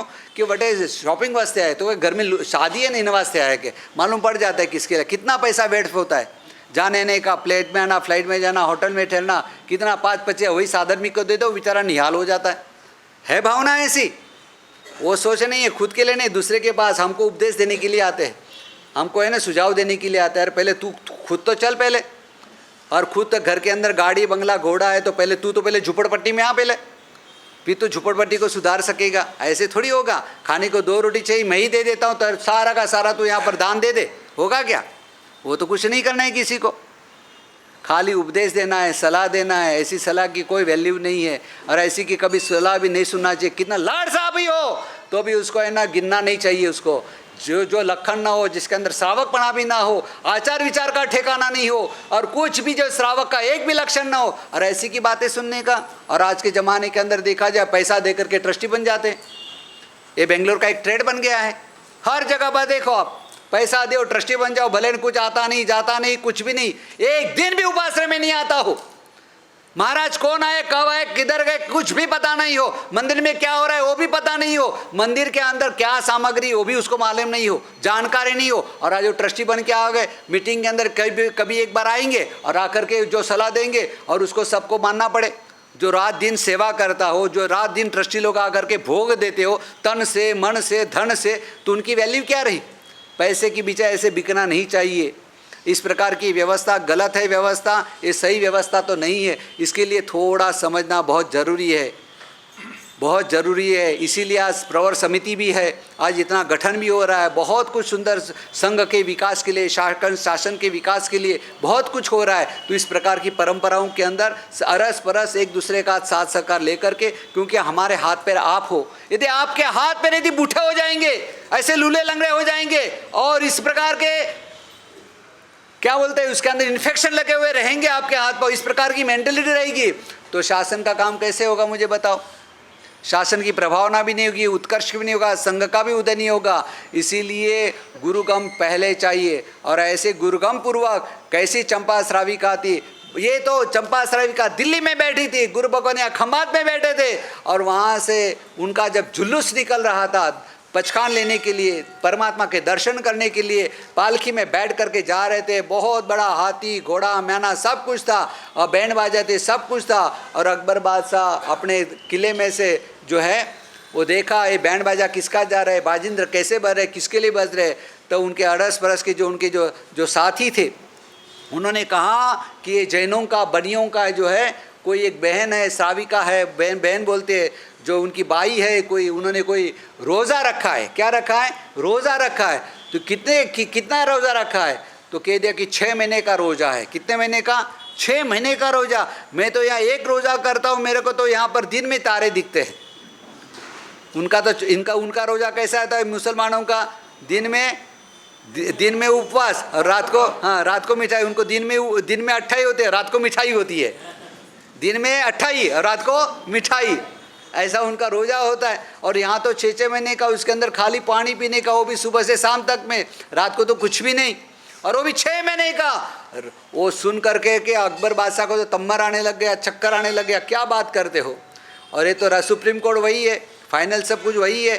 तो उन्होंने कहा ऐसे बहन को जो है अपने दरबार में बुला दो, अपने पैलेस में बुला दो, अपने राजघराने में बुला लो, और उनके रोज़ा यहाँ मेरे आँखों के सामने करके दिखाए तब मैं मानूँ कि सही कर रही है। क्या मालूम चुपचाप खाती होगी तो, चुपचाप कुछ भी कर लेती होती तो क्या मालूम कि ऐसे कैसे मानेंगे करके। उनको बुलाया गया, रखा उनको पैलेस के अंदर, चारों तरफ पूरी चौकीदारी लगा दी, चारों तरफ दरवाजे, और खुद स्वयं अकबर बादशाह चौकीदारी करने खुद आता, दिन में 10 बार आ जाता और देखता वो क्या कर रही है चंपा श्राविका, क्या कर रही है चंपा बहन जी। जब आओ तब वो बैठे के बैठे मिलते, माला गिनती रहती थी, ध्यान में बैठती, कौशक करती, कभी लेटती नहीं थी, कुछ नहीं। अपने जैसे मिठाई अट्ठाई करो तो कैसे करते, घर के अंदर टीवी देखते देखते एसी के अंदर डंडलो पिल्लो में आराम से बैठ करके, न प्रतिक्रमण न दर्शन न कुछ नहीं। और बाउसी का साहब मारी अट्ठाई है क्या, पहली बार किया है कि, तो मेरे को तो यही लगता है इसको अभी इसका इसी भाव के अंदर मोक्ष में जाएगा लगता है। ऐसे अपने 28 something than better than nothing. जो नहीं करते उससे तो बेस्ट है, उसका प्रयास कोई बुरा नहीं है, उसकी भी अपने अनुमोदना करते हैं। लेकिन यहाँ पर मूल देखिएगा, ये भी यहाँ देखिए मासक शमन कर रहे हैं राणमल जी। आज 23वां उपवास है। आप देखो, मैं देखता हूँ 4-4 घंटा नीचे जाप रूम सूर्य मंत्र आराधना कक्ष में 4-4 घंटा बैठे रहते, वो भी पतले कटासन के ऊपर। दूसरा होता है तो ज़्यादा आप ब्लैंकेट लेकर के टेका लेके बैठ जाए, जरा भी नहीं। आराधना इसको बोलते हैं, उपासना ऐसे बोलते हैं। तो भाव है ना, जगता है, कर्मों की निजरा विशेष प्रकार से होती है, और ये होना चाहिए। इसलिए मैं कहता हूँ आप भी करते हो, उसकी अनुमोदना है, लेकिन इनको देख करके थोड़ी विशेष और जागृति आत्मा की जो शक्ति है, उस शक्ति को अपने को बाहर लाना है। शारीरिक प्रमाद जो है, मन की जो है जो शिथिलता है, उसको अपने को क्या करना है, दूर करना है, तभी वो दूर होगा। गुण से ही गुण की प्राप्ति होती है, गुण से ही अपना गुण जो है आविष्कार होता है, गुण विकसित होता है, उसके अंदर प्राण आ जाता है, और उसी प्राण के द्वारा अपने जो है महाप्राण को अपने प्राप्त कर सकते हैं। तो ऐसे समय के अंदर वो देखा चंपा श्राविका को, देख करके अकबर बादशाह स्वयं अचंभित हो गया। कभी दिन में देखता, दोपहर को देखता, शाम को देखता, रात को देखता, रात को 12-12 बजे उठ करके भी देखता, तो भी देखो तो वो ध्यान में रहती थी, बहुत अल्प निद्रा लेती थी, कम निद्रा लेती थी। वो देख करके इतना अचंभित हो गया, जा करके अकबर बादशाह नतमस्तक हो गया। नहीं तो कभी भी मुसलमान देखिएगा कभी हाथ नहीं जोड़ता, चाहे अनाड़ी हो चाहे बुद्धू हो, लेकिन धर्म के प्रति इतना वफादार होता है, धर्म के प्रति इतना जो कट्टर होता है, वो कट्टरता यदि आप लोगों में आ जाए तो जिन शासन कहाँ से कहाँ पहुँच जाए। आपने तो कैसे अपना तो इधर के अभी इधर भगवान के भी दर्शन करेंगे, और रास्ते में जाते जाते जितने भी मंदिर आएंगे क्या करेंगे, सब जगह भी अपने ठोक देते जाएंगे। ऐसे अपनी मनोदशा है। मेरे सामने बनी हुई घटना अजीब, वहाँ बंगाल के जो है ना चौकीदार के अंदर, सिक्योरिटी गार्ड के अंदर, बम्बई में सिरसाड़ के अंदर तीर्थ है, महावीर धाम करके तीर्थ है, वहाँ पर सिक्योरिटी के अंदर यंग बच्चे, यंग लड़के जो कॉलेज के स्टूडेंट हो, ऐसे लड़के वहाँ पर जो सिक्योरिटी गार्ड में थे, और हम भी वहाँ पर थे। तो उनको मालूम पड़ गया कि महाराज जी के पास में भी कोई एक बंगाल के जो है महाराज जी है करके, इसलिए वो मिलने के लिए आया। आया तो पूछा कि कौन है बंगाल के महाराज जी, तो हमने कहा ये हमारे महाराज जी। तो बंगाली में बातचीत भी किया, सब कुछ किया, बड़ी खुशी हुई, बड़ा अच्छा लगा उनको, बहुत बहुत ही अच्छा लगा। तो खड़े खड़े ही थे, पर वो भी ऐसे वापस खड़े थे, हाथ दोनों पीछे लेकर के खड़े ही थे, कुछ भी नहीं, बहुत अच्छा लगा, सब बातें की। तो बोले कि महाराज जी हमको आशीर्वाद दो। क्या बोले? आशीर्वाद दो। तो मैंने कहा हाँ जरूर देंगे, क्यों नहीं देंगे, आशीर्वाद देंगे, सबका भला हो, हम तो यही चाहते हैं। तो फिर मैंने कहा आओ मैं देता हूँ, कि ना आप ऐसे ही दे दो क्या आशीर्वाद। तो मैंने कहा क्यों भाई, पर पता नहीं चल रहा था कि मुसलमान है करके, मालूम नहीं पड़ रहा था कि मुसलमान है करके। तो मैंने कहा भाई आप झुको तो सही, आप नीचे आओ, आप खड़े खड़े ऐसे में कैसे दूंगा, आप झुको इधर आओ तो मैं आशीर्वाद दूंगा ना, ऐसे कैसे दूंगा। कि नहीं महाराज जी हम तो मुसलमान हैं, हम नहीं हाथ नहीं जोड़ते। कौन बोलता है अंगूठा छाप, कुछ भी आता नहीं जाता नहीं पता नहीं। आपकी तरह से जैसे आपको नौकार से आगे कुछ नहीं आता, वैसे उसको भी अल्लाह किसी और कुछ नहीं आता था। ऐसे लड़के समाज के लिए, शासन के लिए, परमात्मा के लिए, जिन शासन के लिए, जैनत्व के लिए कैसे कट्टर थे, है ऐसी कट्टरता आपके अंदर।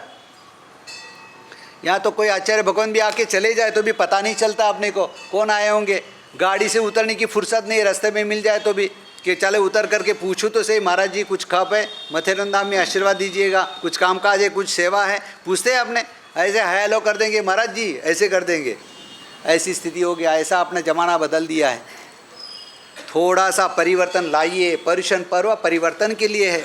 अपनी भक्ति, अपनी आराधना, साधना, उपासना, अपनी परंपरा को कभी भूलना नहीं चाहिए। उसके लिए वफादार रहिएगा, जिन शासन के लिए और अपने संघ के लिए वफादार रहिएगा। आपके परिवार में, घर के अंदर कोई प्रसंग हो, शादीशुदा का प्रसंग हो, आपने पूरे गांव को आमंत्रण दिया, बराबर है, और आपके सगे मामा और पड़ोस के अंदर किसी की शादी है और उसका भी आमंत्रण है, और आपको ही ऐसा आमंत्रण मिल गया मान लो, तो आप कहाँ जाओगे मुझे बताओ, कहाँ जाओगे आप, कहाँ जाओगे? कि परिवार को प्रायोरिटी देंगे ना, वो वही होता है ना, और वही करना चाहिए, व्यवहारिकता भी यही है। और अपना एक है प्रसंग लेके बैठे हुए, तो वैसे ही आप हमको लेकर के आए, खाली ट्रस्टी लाए कि पूरा संघ लाए? पूरा संघ लेके आए, तो संघ के अंदर प्रसंग है कि नहीं अपनाए? गुरु भगवान संघ में आए, तो फिर अपनी फर्ज कहाँ पर है जाने की? अपनी फर्ज कहाँ पर है? घर के अंदर प्रसंग है तो घर में आना चाहिए कि बाहर जाना चाहिए, नहीं आना चाहिए? क्या करना चाहिए बताओ मेरे को, क्या होना चाहिए? आना चाहिए, फर्ज है कि नहीं, मॉरल ड्यूटी है कि नहीं है? दुकान मकान बंद कर करके भी आपने क्या करेंगे, प्रसंगों को अपने हाजिरी देंगे। उसी तरह से गुरु भगवंत को कभी भी लाओ तो पूरी हाजिरी संघ की होनी चाहिए। संघ का एक मेंबर, हर एक सदस्य, जो व्यक्ति संघ के रसोड़े के अंदर, संघ के चूल्हे के अंदर से संघ के थाली में खाता हो, अपना एक नैतिक फर्ज बन जाता है कि उसके अंदर हर एक प्रसंग के अंदर हाजिर रहना। समझ गए? होना चाहिए कि नहीं होना चाहिए? सही बात है कि नहीं है? वफादारी कितनी अपने चूक गए बताओ? अभी है संघ के प्रति, शासन के प्रति समर्पण भाव है वफादार? फिर संघ का उदय कैसे होगा, संघ की उन्नति कैसे होगी? हमारी प्रवर्तन के अंतर्गत अभी एक मूलभूत बात बताता हूँ। आगे आ जाइए भाग्यशाली, इधर सामने आ जाओ, सब आगे आ जाओ। हाँ। एक प्रसंग ऐसा है जो आपने कभी नहीं सुना है अभी। खुमारी कैसी होनी चाहिए, जिन शासन के प्रति, हमारी प्रवर्तन के प्रति, अहिंसा के प्रति, साथ साथ के अंदर जीवदया जो बोलते हैं, जो अपना जैन धर्म का प्राण है, ऐसे जीवों की रक्षा के लिए अपने कर्तव्य के अंदर कभी भी च्युत नहीं होना चाहिए। कर्तव्य के अंदर हमेशा कटिबद्ध रहना चाहिए। प्राण जाए पर वचन न जाए, ऐसा अपना जो है जीवन होना चाहिए, ऐसी अपने मन के अंदर भावना होनी चाहिए। एक बार अकबर के दरबार के अंदर कवि गंग नाम का कवि था। कवि का नाम था गंग कवि था। गंग कवि था। वो गंग कवि एक दिन अकबर बादशाह के मन के अंदर फितूर जग गया, और फितूर के अंदर उसने कहा, अकबर ने कहा, कवि गंग तुम्हें काम करो। तो क्या काम करना, क्या काम करो? तो तुम मैं एक पद देता हूँ, एक पद देता हूँ, उस पद की तुम पूर्ति करो। एक पद देता हूँ, पूर्ति करो। तो क्या पद है? तो अकबर ने कहा सब मिल आश करो अकबर की। क्या पद दिया? सब मिल आश करो अकबर की। सब मिल करके जो है आशा करो, सब मिल आशा करो अकबर की। मतलब आपकी आशा पूरी करने वाला कौन है? तो अकबर है। कवि गंग ने जैसे ही सुना, सुनने के बाद में दिमाग एकदम ठनक गया। कवि है तो यदि मन यदि प्रसन्न है, सही है, तो आपको राजा गद्दी पे भी बिठा देंगे, ऊपर तक चढ़ा देंगे, और ऐसा होगा तो नीचे भी गिरा दे। ऐसे होते हो तो कवि गंग जो कवि जो था उसने कहा कि ऐसा हरगिज नहीं होगा, कभी नहीं होगा। कि नहीं, तुझे करना पड़ेगा। तू क्यों नहीं कर सकता? मेरा आदेश है और तू मुझे मना करता है। तेरी हिम्मत कैसी हुई करके? कि नहीं, मैं हरगिज नहीं करूँगा, चाहे मरना पसंद कर लूँगा, लेकिन मैं जो है गलत काम नहीं करूँगा। और जो मैंने आपके यहाँ पर पेट मॉर्गेज रखा है, मैं आपके यहाँ पर नौकरी करता हूँ, मैंने मेरा पेट मॉर्गेज रखा है। ये मेरी जो है, मेरा पार्लियामेंट जो है, ये तो चरण के सामने, जो भगवान के सामने झुकेगा, भगवान को समर्पित है। पेट आपको समर्पित है, लेकिन मेरा जीवन, मेरी जो मेरा माथा जो है वो झुकेगा, विनम्री करेगा, वो तो भगवान के लिए करेगा, बाकी और कहीं नहीं कर सकता। कि नहीं, इसका परिणाम भी तेरे को भोगना पड़ेगा। तो कोई बात नहीं, आप जो सजा देंगे, आप तो राजा हो, आपकी मर्जी के मालिक हो, आप तो जो भी चाहे आप कर सकते हो। आखिर राजा ईगो वाला था, अकबर बादशाह ईगो तो था ही, राजा को होता है ना बोले तो उन्होंने, अकबर ने हाथी को नशा कराया, दारू पिलाया, खूब दारू पिलाया। दारू पिला करके और ये गंगा कवि को सांकल से उसको बांध करके और पीछे पैर के साथ में सांकल को बांध दिया और पूरे नगर के अंदर उसको घिसड़ करके उसको घुमाया। एक तो पागल हाथी, दारू पिया हाथी, कितना नशा होता है, कैसे होता है नशा आपको पता ही है। और उसको सांकल से बांध के घुमाया होगा, ऐसे उसको ऐसे हड़ कर उसको क्या कर दिया, उसकी मौत दे दी, सजाए मौत दे दिया। और ये बात जब मालूम पड़ी, उसके लड़के को मालूम पड़ी, उसके पूर्व के अंदर जब इनका वार्तालाप संवाद चल रहा था, तो कवि गंग ने कहा, ये हरगिज मैं नहीं करूँगा, चाहे कुछ भी हो जाए, मैं मरना पसंद करूँगा, पर लेकिन मैं नहीं करूँगा। तब उस समय क्या कवि गंग ने ऐसा जोरदार उसको जवाब दिया, बोलते हैं ना, ये ईंट का जवाब पत्थर से। कैसी भक्ति, कैसी श्रद्धा होनी चाहिए, कैसा जीवन होना चाहिए, कैसी खुमारी होनी चाहिए, कैसी श्रद्धा होनी चाहिए, और किस तरह से अपने शासन के लिए, संघ के लिए, समाज के लिए समर्पित होना चाहिए। ये सीखना हो तो इनसे सीख सकते हैं। और उस समय गंग ने कहा, एक को छोड़ दूजे को भजे, एक को छोड़ दूजे को भजे, रसना कटोसु अकबर की। एक को छोड़ दूजे को भजे, रसना कटो उस लब्बर की। अब की दुनिया गुनिया को भजे, सिर बांध कोट अकबर की। कवि गंग एक गोविंद भजे। कवि जो गंग जो है मात्र एक गोविंद को भजता है, दुनिया को नहीं भजता, गुलामी किसी के नहीं करता। कवि गंग एक गोविंद को भजे, कछु मानद संकन जब्बर की। जिसको हर की परतीत न हो, जिसको हर यानी भगवान गोविंद कृष्ण की हर की परतीत न हो, वो मिल आशा करो अकबर की। जिसको भगवान नहीं चाहिए, जिसको कुछ भी नहीं चाहिए, वो मिल करके किसकी भक्ति करो, वो अकबर की आशा करो। बाकी मैं मर जाऊं लेकिन नहीं करूँगा, इस प्रकार से कहा।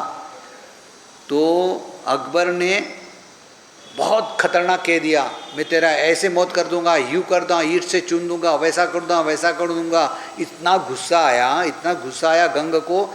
कवि गंग ने अकबर के मुंह पे पर थूक दिया। ऐसी खुआरी है आज शासन के लिए। कैसे बारोट लोगों ने पालिताना को बचाने के लिए अपना जान की भी कुर्बानी दे दी, बलिदान दिया, जीवन अर्पण कर दिया। आज अपनी है संघ के लिए। ये सब ऐसा होना ही नहीं चाहिए। टीप टकोरा ये सब क्या है? मैं आपको सुंदर व्यवस्था बता दूँ, आपको कुछ नहीं करना है। एक पैम्पलेट लीजिए, जितनी योजना है ना उसका नकरा और सामने जो आयोजन का नाम लिखो, डैश डैश डैश करो। नीचे नाम ठाम एड्रेस टेलीफोन नंबर का एक फॉर्म बना दो और फॉर्म बना करके सबको बांट दो। जिसको भी चाहिए वो घर में जाके विचार विमर्श करके सबके अंदर टिक करेगा, सामने फॉर्म भर देगा, नीचे इंक्लूड कर देगा आपका एड्रेस टेलीफोन नंबर सब कुछ वो लिख करके वो पूरा पैम्पलेट है वो फोल्ड करेगा, साथ में पैसे भी जो है साथ में इंक्लूड कर देगा। चेक होगा तो चेक, ड्राफ्ट हो तो ड्राफ्ट, कैश हो तो कैश, एक कवर में डाल करके ला करके आपको दे देगा। उस प्रकार से आप खाते में जमा करके उस पर से रसीद बना के उसी कवर में डाल के उसको दे देने का। एकदम इजी, सबको मालूम ही पड़ेगा क्योंकि आपने बोला आधा तो हवा में उड़ गया सब। रोज़ रिपीट करने में टाइम चला जाता है, रिपीट करने में टाइम भी चला जाता है। वो कागज़ उसके पास में जो लिखा हुआ रहता है पढ़ा जाता है और टाइम भी बच जाता है, सब सही हो जाता है, घर घर कागज़ पहुंच जाता है और मालूम पड़ जाता है। पैसा भी तुरंत का तुरंत आ जाता है, चेक भी आ जाता है, नाम भी आ जाता है, इसको गड़बड़ सड़बड़ कुछ नहीं होता। सब आयोजन जितनी भी आपके योजना है सबके अंदर लिखो, जिसके अंदर लिखना होगा वो टिक कर देगा, उसका सामने अमाउंट लिखा रहता है उतना वो उसके अंदर भर देगा। वो सब इस तरह का आयोजन आप करो। बहुत सब जगह पर बम्बई के अंदर काफ़ी संघों के अंदर ये सुविधा है। आप नहीं मानोगे 90% पैसा जो पोल्यूशन के अंदर ही आ जाता है सब। ये थोड़ा विचारने जैसा है, देख लीजिएगा। लेकिन यहाँ पर जो है एक मुंह पे थूक दिया, थूकने के बाद में और गुस्सा आ गया कि अब तेरे को कैसे करता हूँ। वापस इसको गर्म कर दिया, इतना गर्म कर दिया, गंग कवि को इतना गर्म कर दिया तो उस समय वापस जवाब दे दिया, अकबर बे अकबर, नरा हंदा नर, हो जा मेरी स्त्रिया, हो जा मेरा वर। क्या बोला? अकबर बे अकबर, नरा हंदा नर, हो जा मेरी स्त्रिया, हो जा मेरा वर। एक हाथ में घोड़ा, एक हाथ में खर, कहना था सो कह दिया, तुझे करना है सो कर। है ऐसी कुमारी, कैसी कुमारी थी? अकबर बे अकबर, नरा हंदा नर, हो जा मेरी स्त्री। अकबर को बोल दिया, बादशाह को बोल दिया, तू मेरी स्त्री बन जा, वो चल जाएगा, लेकिन मैं माथा तो नहीं झुकाऊंगा। हो जा मेरा स्त्री है, हो जा मेरा वर। जो कहना, एक हाथ में घोड़ा, एक हाथ में खर, खर मतलब खोपड़ी, कहना था सो कह दिया, तुझे कहना करना है सो कर। इस तरह से कर दिया और फिर आखिर ऐसा गुस्सा चढ़ा, फिर हाथी को नशा करके सांकल से बांध करके और पूरे नगर में घुमा करके उसको इस घिसट करके मार दिया। मारने के बाद में जब ये समाचार गंग के पुत्र को जाके दिया, बोलते ना बाप जैसे बाप से भी बेटा सवाया होता है, और जाके कहा कि तेरे पापा को, तेरे गंग कवि को, तेरे पिताजी को राजा ने इस तरह से जो है घिसट करके इस तरह से मार दिया गया। जैसे सुना तो उसकी क्या हालत हुई होगी। वो भी गंग कवि का लड़का था, वो भी महाकवि जैसा था। उसने कहा मेरे पापा कभी मर ही नहीं सकते, कभी मार ही नहीं सकते और कोई उसको कुछ नहीं कर सकता। तो क्या, तो उसने लड़के ने जवाब दिया, देवन को दरबार भयो तब पिंगल छंद अर्थ दियो न गयो। तब नारद ने प्रसंग बतायो, नारद ने प्रसंग बतायो, मृत्यु लोक में गंग कवि है, ताही को नाम सभा में बतायो। चाह भई परमेश्वर की, तब गंग न लेन गणेश।